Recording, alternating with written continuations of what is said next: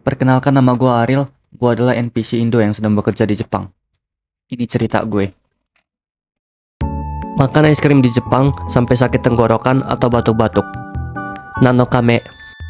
今日のアイスはローソンで購入した。お値段は184円または2万ルピア。アイスの名前はザ・クレープ。チョコとバニラ味。サイズ的にはちょっと小さめだが、食べた後は意外と満足した。味は甘くて、チョコはサクサク、クレープはもちもち。チョコとバニラの甘さの組み合わせは本当に最高だった。私がインドネシアにいた時、こういうアイスがなかったから、最初買った時はちょっと驚いた。ご視聴ありがとうございました。